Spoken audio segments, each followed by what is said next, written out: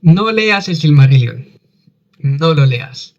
No lo leas si no quieres descubrir uno de los libros más complejos y que más atemorizan a los fanáticos de la fantasía. Mucha gente lo compra y lo empieza a leer y no pasa de las primeras 20 páginas. ¿Por qué? ¿Porque es malo? No, simplemente porque no es una novela normal. Hoy vamos a hablar del Silmarillion y por qué es tan importante. Y aunque no lo entiendas ni a la primera ni a la segunda, ¿por qué vale muchísimo la pena leerlo? Sin este libro no existiría ni El Hobbit ni El Señor de los Anillos. Lo primero que vamos a entender es que el Silmarillion no es una novela. No hay un protagonista. Tampoco hay un tiempo lineal. No hay capítulos fáciles. El Silmarillion es literalmente una mitología. La mitología de la Tierra Media. Es la Biblia, según Tolkien. Él no escribió el Silmarillion para el entretenimiento del lector. Lo hizo para darle un comienzo, un origen a toda su historia. Si nosotros vemos una escala de tiempo del universo de Tolkien, El Señor de los Anillos solamente cuenta un pedacito de la última edad del Sol, de la tercera edad del Sol. Pero hay muchísima más historia antes de lo que vemos en el viaje de Frodo y la destrucción del anillo. De hecho, a Tolkien le demoró más de 50 años escribir este libro y no llegó a publicarlo. Fue su hijo Christopher el que reunió las diferentes versiones y compiló según él lo que él creía que su padre había deseado, digamos, su mejor versión de cada historia y las compiló en este libro. Entonces, ¿cómo es el origen de la Tierra Media? ¿Cómo es ese génesis? El génesis de la Tierra Media no es un Big Bang, tampoco es una guerra, es música. Eru Ilúvatar, el dios supremo, a raíz de su pensamiento crea a los Ainur, que son como una especie de dioses. Ellos empiezan a hacer música y con sus melodías le dan forma a la Tierra. Sin embargo, hay un Ainur, el más poderoso de todos, que empieza a crear notas discordantes con la música que están haciendo los demás. Ese Ainur se llama Melkor y va a ser el gran villano de la Tierra Media. No es Sauron. Sauron solamente es un lacayo de Melkor. Y aquí Tolkien deja una idea brutalísima.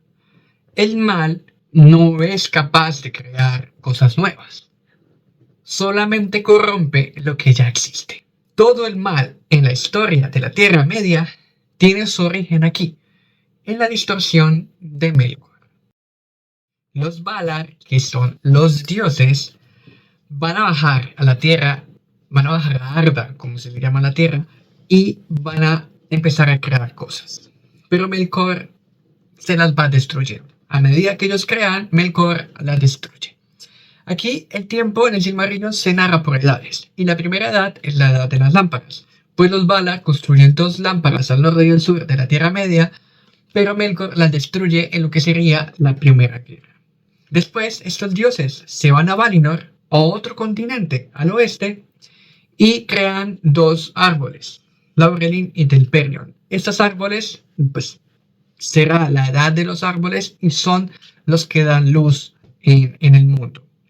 Es durante esta edad que nacen los elfos, y Melkor es capturado y llevado a Valinor. Los elfos también son invitados a vivir con los Valar. Y durante mucho tiempo los elfos y los Valar vivieron en paz, pues Melkor estaba capturado, estaba en prisión. Aquí vamos a entrar en el corazón del Silmarillion, la llegada de los elfos. Y es que si me voy a detener en cada detalle de este libro, realmente el video se va a hacer muy largo. Entonces, vamos a quedarnos por ahora con algo. Los elfos se van a dividir en 2 ramas. Los que van a ir al oeste junto a los dioses, a quienes se les llama Eldar, y los que se quedan en la Tierra Media, que se llaman Sindar. Y a su vez, los Eldar se dividen en 3 casas: los Vanjar, los Noldor y los Teleri. En la casa de los Noldor había un elfo muy especial, pues era el más sabio, el más poderoso, el genio absoluto, Fëanor. Y Fëanor crea 3 joyas perfectas, los Silmarils. Los Silmarils son creados a partir de la luz de los árboles, y eran tan bellas e invaluables que nadie debería poseerlas. Sin embargo, llega la peor tragedia de todas y el comienzo de todos los males, pues Melkor sale de su prisión en Valinor y roba los Silmarils. Bueno, primero mata a los dos árboles que daban la luz, Telperion y Laurelin, se roba los Silmarils y mata al rey de los Noldor, Finwë, y huye con los Silmarils robados a la Tierra Media. A raíz de dolor y por su orgullo, Fëanor y los Noldor hacen un juramento imposible de cumplir. Van a ir a rescatar los Silmarils, cueste lo que cueste. Y en su camino a la Tierra Media, los Noldor le piden prestados los barcos a los Teleri, que eran quienes eran los marineros, los elfos marineros. Y ellos se niegan, les dicen que no, y los Noldor cometen un asesinato. Asesinan a sus hermanos los Teleri, y a raíz de esto, Mandos, quien es uno de los dioses, uno de los Valar, les hace una maldición. No van a tener la victoria, van a tener mucho sufrimiento en la Tierra Media, y los Valar no los van a ayudar. El Señor de los Anillos narra el final de la Tercera Edad. Los Anillos de Poder son creados en la Segunda Edad, y el Silmarillion nos cuenta la historia de la Primera Edad del Sol. Resulta que los elfos, los Noldor, llegan a Beleriand y establecen reinos, y establecen un sitio a Angband, que es la fortaleza de Morgoth. También aparecen los hombres y los enanos. En el Silmarillion nos cuentan el origen de dónde vienen estas razas. Y tras el pasar de los siglos, Morgoth va ganando batalla tras batalla.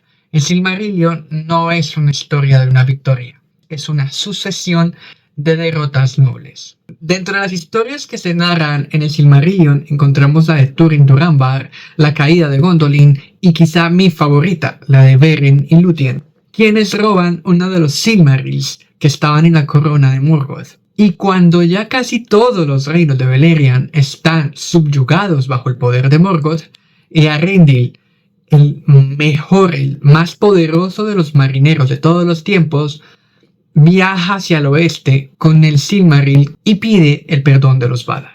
Entonces, por fin, los Valar acuden en ayuda de la Tierra Media. Con un gran ejército hacen lo que se conoce la Guerra de la Cólera y derrotan a Morgoth. Le cortan las piernas y lo lanzan al vacío. Sin embargo, el precio que se paga es muy caro. Beleriand se hunde en el mar. Valinor es separada del mundo y el mundo deja de ser plano y pasa a ser redondo. Los Valar permiten el retorno de los elfos a Valinor, pero no todos quieren volver a Valinor. Ya como que ya habían vivido mucho, habían sufrido mucho en la Tierra Media, entonces había muchos elfos que querían quedarse. Pero se les permite volver cuando ellos quisiesen. Por eso es que al final del Señor de los Anillos, vemos como muchos de estos elfos, ya cansados de la Tierra Media, viajan al oeste. Entonces, ¿vale la pena leer el Silmarillion? Sí, vale muchísimo la pena. Pero no es para leer a la ligera. Es un libro que se siente. Hay que leerlo despacio, hay que ver los mapas y hay que construir un árbol genealógico. Sé que no se va a entender a la primera. También es probable que en la segunda. El Silmarillion no busca entretener al lector. Busca hacerte sentir muy pequeño en un mundo inmenso. Por complejidad, siempre creo que es mejor comenzar a leer a Tolkien por El Hobbit, luego El Señor de los Anillos, y cuando ya estás acostumbrado a la narrativa de Tolkien, podemos leer el Silmarillion y las demás historias, ¿no? Túrin Turambar, Beren y Lúthien, la caída de Gondolin. Y bueno, hasta aquí el video de hoy. No se les olvide de darle like, compartirlo con sus amigos y darle click en la campanita para que no se les olvide. Y por supuesto, suscribirse a mi canal. Hasta la próxima.